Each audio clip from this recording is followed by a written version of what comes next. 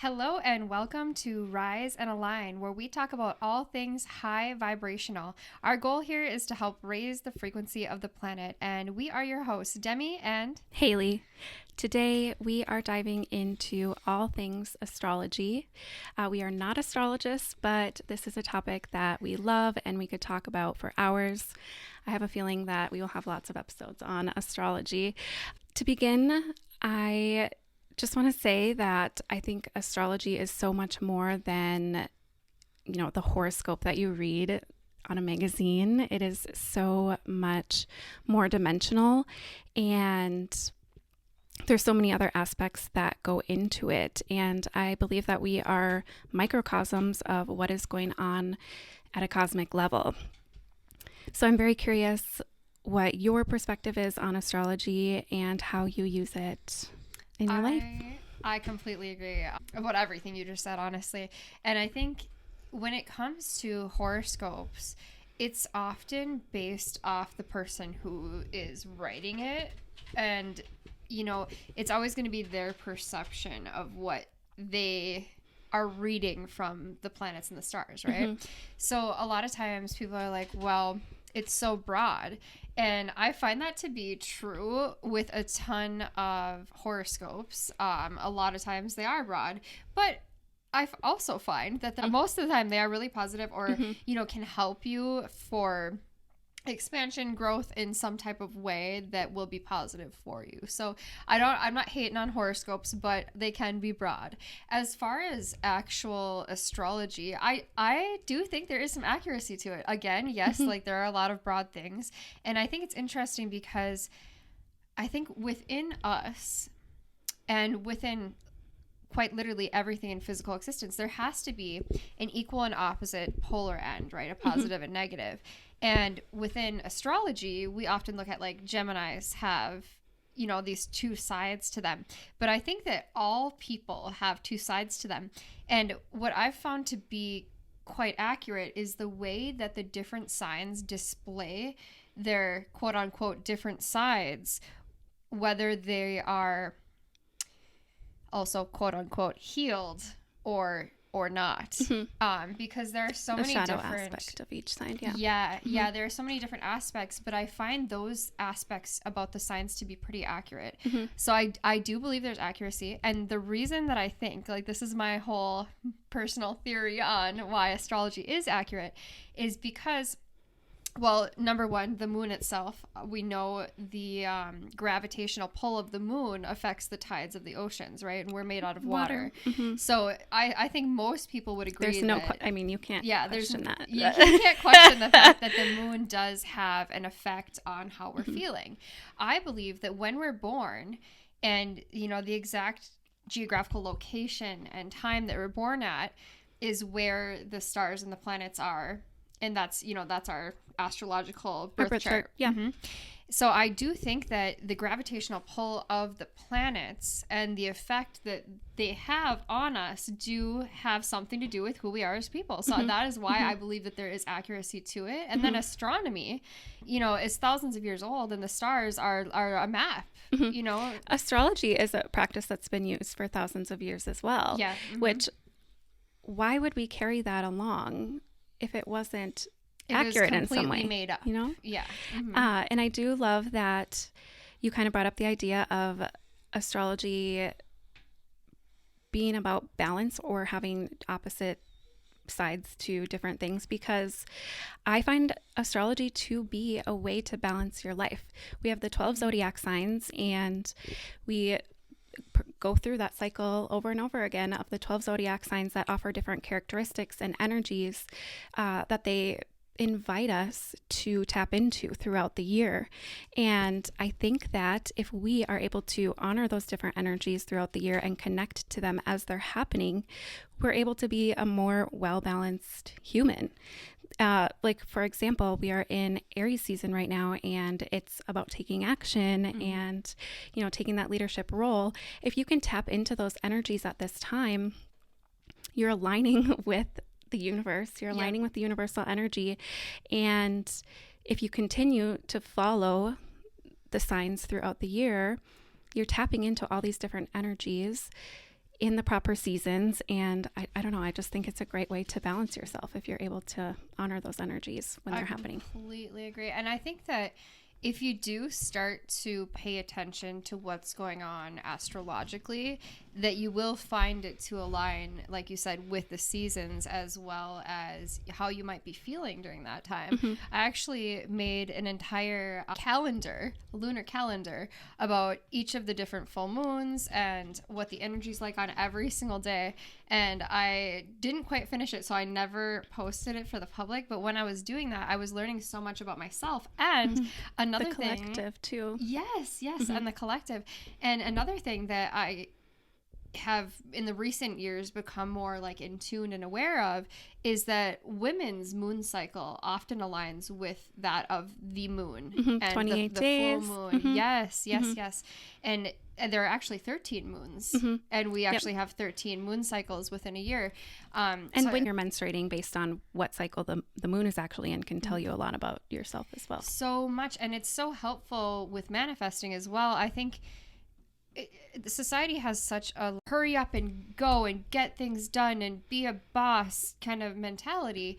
And if you actually do tap into like your own energy and that of the moon and your moon cycle, then you can be like, okay, you know, today I don't really feel like going so hard or waking up so early, you know. Mm-hmm. But Child maybe, of the moon. yes. But like, oh, well, maybe that's actually going with the flow, is just to relax today. And then on this other day, I have a lot of energy and I can get more done on this day, and I can plan to do certain things on this day. And it's so helpful to tap into that and like understand how in sync you really are with the whole universe. You can go in a whole rabbit hole with the direction of just the moon, but the moon is feminine energy. The sun is masculine energy.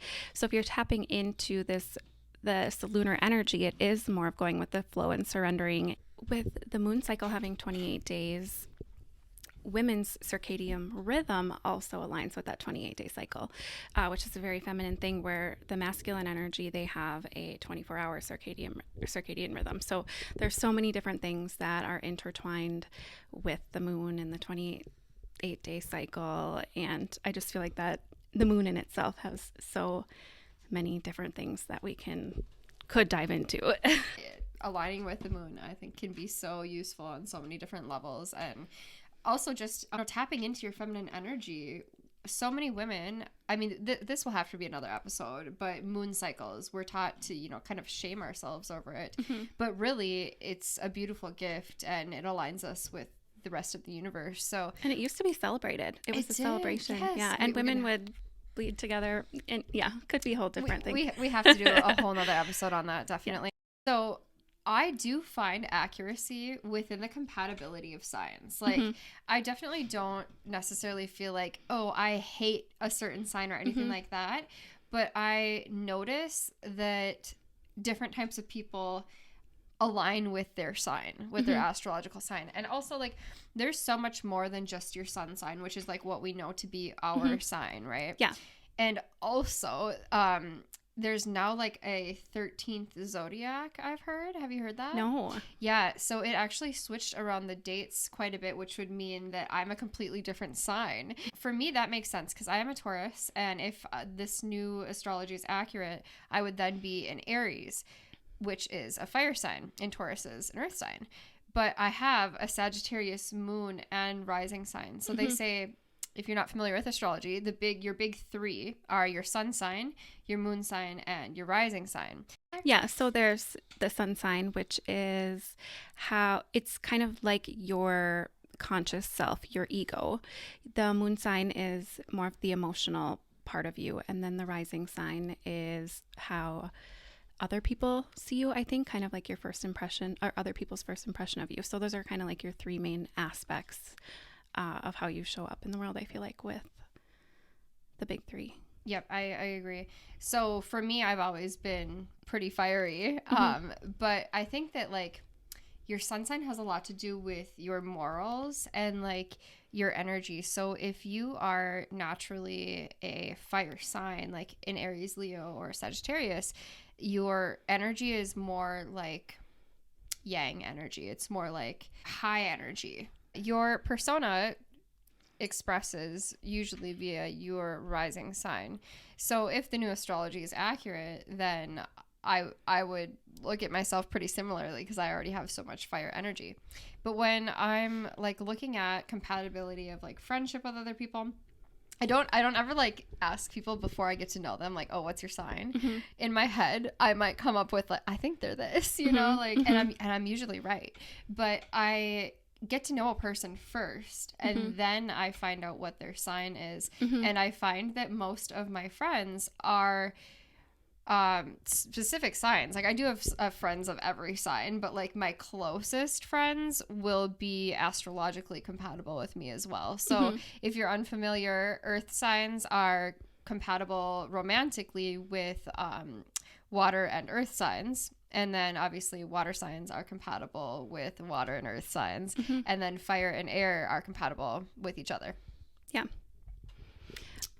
So just touching on the sun sign, I feel as though I have in the past not connected with my sun sign. I'm like, no, that doesn't seem like me, you know, because I'm a Scorpio according to the astrology charts now. I haven't looked into the 13th edition, but I am a Scorpio, and I think we kind of have, we take on a misconception of traits for the zodiac signs, or I feel like society focuses a lot on the negative aspect of traits.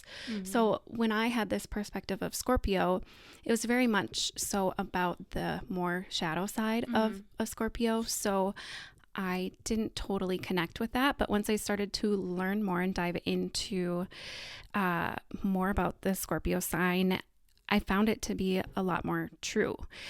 So when you look past the more superficial level of a sign, I feel like you can find more truth to it. People really do be hating on Scorpios. I know. I don't know what it is. And I'm very likable, I will say, and I'm level-headed. So Scorpios are very much about the mystical, magical, and transmuting the darkness into the light. And I feel like I am able to, for myself and others, help them connect to their shadow side and not be afraid of going into the depths of, you know, the deepest, darkest parts of ourselves, but also be able to transmute that into light or good, or also accept that we have both light and dark within us. And I really connect to that aspect of Scorpio. That's never something that you hear the mainstream talking about, like the just more in depth, I guess, of each sign. I agree, and I think that is so important to be able to look at your quote-unquote shadow side or dark side unconditionally and not be like, you know, I'm shunning this side of me, I hate this part of me, it's, you know, so bad, but instead to be able to alchemize and use it for good and use it to actually empower yourself. I think that is so important, and I think that is a huge part of the Scorpio sign.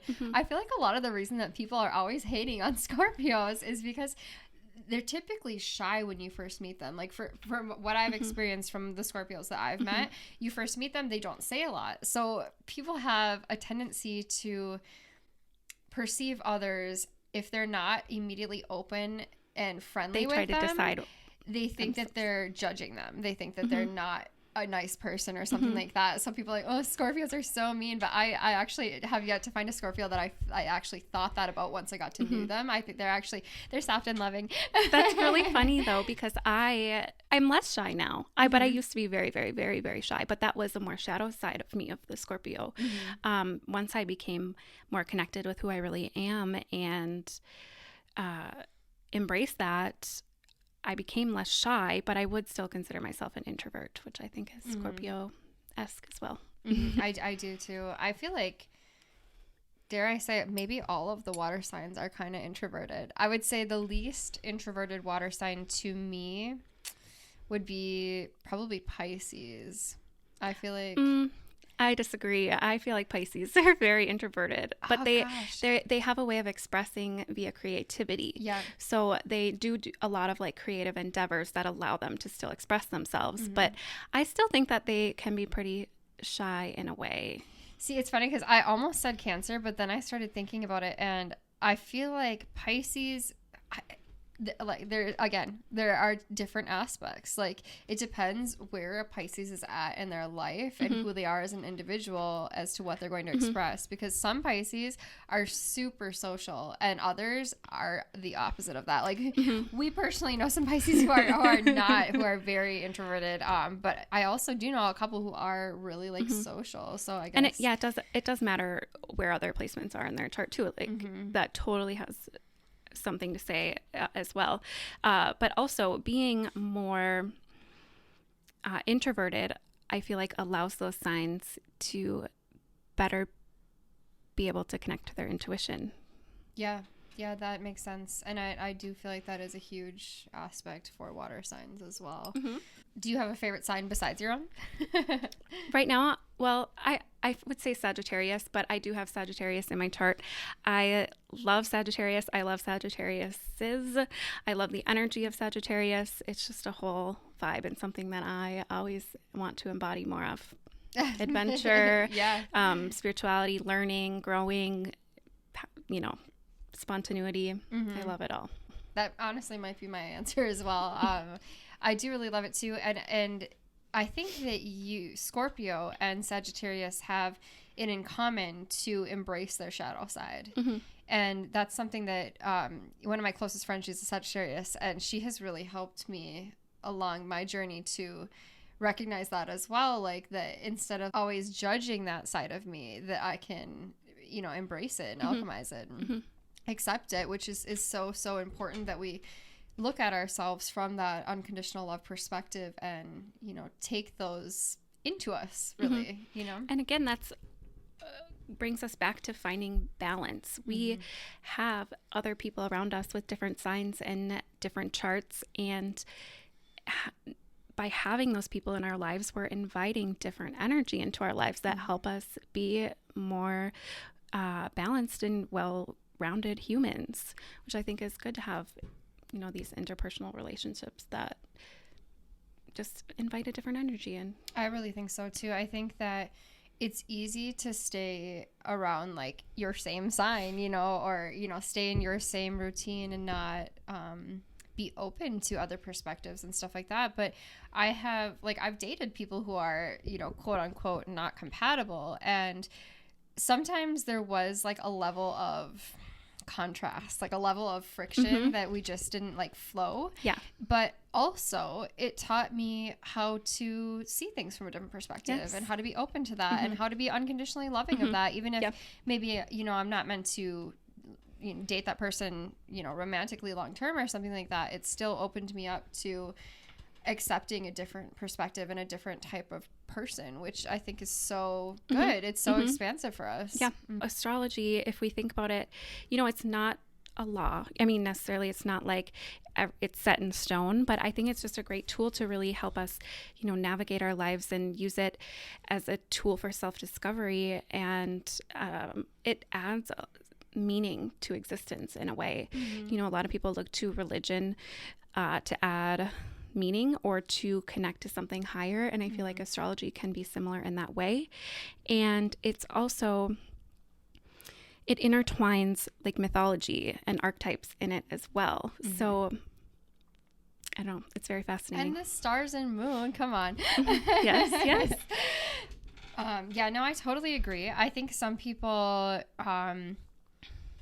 just like anything, you can use it in like a positive way to expand, or you can use it in more of like a controlling or judgmental way. And that's why I love to get to know people before I even know what their signs are. And like as far as like horoscopes will tell you like you're only compatible with these signs, like don't date these other signs or else. Like I don't really believe that. There's just so much to a birth chart, and I still kind of have this belief that our birth chart is honestly like a map to who we are as a person. So you can learn so much about yourself. And like I'm a TikTok girly and I have found so much information on TikTok about how to grow and expand from learning different aspects of your chart. North node and south node will have to do with like your life's purpose and your past life trauma and things like that. And I've always found it to be accurate. What's interesting about that as well is the energy of astrology now can impact each and every one of us different. So the energies of each season and what each zodiac sign is bringing and where things are in the sky right now is going to impact each one of us differently because we have different signs in different planets. And what's going on at a macro level is going to individually affect us differently, which I think is so cool. We're not necessarily going through the same thing at the same time. I agree. And I do find those readings to be pretty accurate for me. Like, I believe like Venus, it's home in Taurus. And I feel like, I don't know, higher energy. I feel luckier when Venus is in the sign of Taurus. Like, I do find that to be quite accurate, actually. Have you ever had your birth chart professionally read? No, I actually haven't. Me either. It's something that I really want to do, though. And a birth chart is really fascinating. It's basically like a blueprint of, you know, where the planets were when you were born. I believe that it is also a blueprint of our past lives and our karma. And you can find so many details about your purpose and why you're here just by looking at your birth chart. I've even heard someone talking recently who, I believe she was a doctor, and she uses astrology in her practice to help people look at where they might have ailments in their body based off where certain things are in their chart. And it seems like it's very accurate, and it's fascinating to me. That is so interesting. I have seen and read so many different things about our birth chart and like what you can find within it. You're like, have you ever had your birth chart read professionally? And I'm like, at this point, I might be a professional. I know. I've gone so deep into this rabbit hole. It's embarrassing. I've heard that you can even find like where on the planet that you're meant to meet your soulmate. I knew that's where you were going. I don't want to know. There's like ley lines within your birth chart that align with the planet, right? And so they'll be like, okay, your like highest career path will be along this line. And I mean, people say it is accurate. Yes, like, I've heard of people who've had success with that. They have moved to align with something related to their career to help, and it's actually helps grow their career. Like, I find that so fascinating. So interesting. There's so much like inner child work to be found within astrology that I never like knew about in previous years that it has helped me as well. So like your Venus sign, for example, I feel like Venus to me is like love and money and sensuality. I've heard that depending on what your Venus sign is, like I think that mine's Gemini, so that can be like your most compatible sexual partner actually is your Venus sign. So not your Venus sign, but the most compatible sign. So mine was meant to be Sagittarius. Sun sign in Sagittarius? Yes, or sun sign. Okay. Sun sign in Sagittarius. Isn't that interesting? Because you would think that it might be their Venus sign as well. And maybe that does have something to do. But what I read was that your Venus sign's most compatible sign in their sun sign would be your most compatible sexual partner. And I mean, it's been true for me. It's interesting though. I do think that the signs do portray their sensuality in different ways. Some are so much more like touchy-feely and others are not. Yeah, I think my Venus sign is in Capricorn, which I feel like it's not as like feminine, and I think that Capricorn could be good to have in Venus money-wise, though. Yes. What I have found in my research is that Capricorn, they're in charge. But I suppose that then your most compatible sun sign would be a water earth sign. I don't know what's the most compatible with Capricorn. I don't know either. I've never like aligned with the energy of Capricorn, and I've in fact I kind of resist. I feel like the energy of Capricorn in some ways. Maybe that's saying that I don't want to connect with my more like masculine energy, but I don't know. That makes sense because it is the opposite of your sun sign too. Yeah, and Capricorn is very like They're so like go-getter. And they're strict. Yeah. And they have like rules, and they're very They really like, do. They have rules. They have rules. And I don't know, like I don't. right? That's how I feel. So I've always been a little resistant of the Capricorn energy. So that's interesting. I never thought about like mine's Gemini, and I don't know, Gemini, they're flirty. They're dynamic. They're good communicators. Yeah. My Mercury sign, so Mercury is meant to be your communication sign. My Mercury is Aries as well. So my whole chart, even though I'm an earth sign, is so fiery. I have almost no water in my sign. My chart is so fiery as well. Yeah. I think that so Snapchat shows you your astrological compatibility with your friends, right? I think that she's actually my most compatible Snapchat friend. It's so funny. Makes sense, I guess. Yeah. But yeah, I mean, looking into it, you can use it for so many different purposes and just for fun as well. But not every detail is absolutely 100% true, because there are so many different aspects, as we said, to your birth chart and to an individual. But you can use it to help yourself get to know yourself better and grow. And, yeah. Connect to your purpose. Connect to your purpose, connect to yourself. Yeah.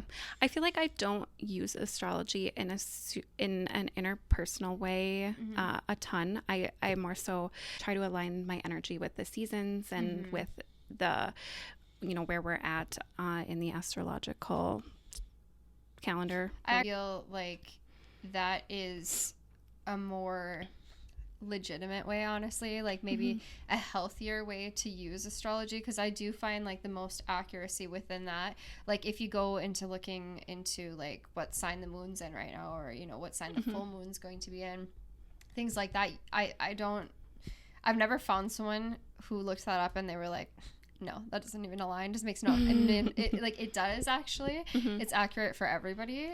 Then too, paying attention to like where the planets are moving can be helpful in your own manifestation and just your energy in general. I think it can be really helpful and really accurate. And more than anything, the moon for me. Same. For me, the moon. Yeah. Same.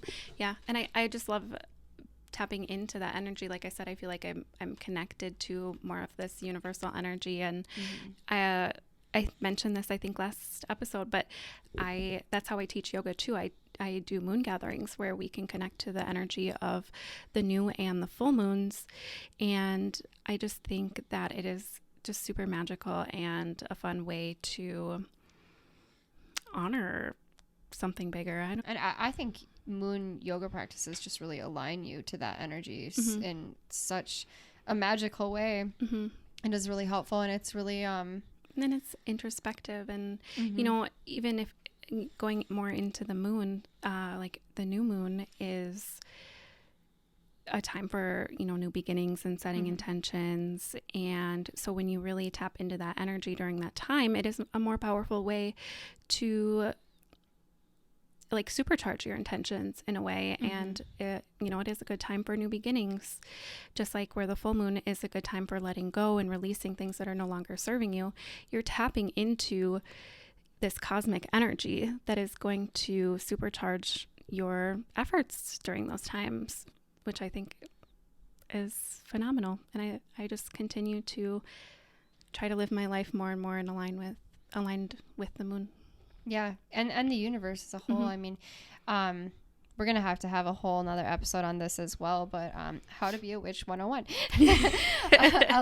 align to nature, to the universe. Yeah. And it makes your whole life just feel better. To flow with the universe is so beneficial for you. Yeah.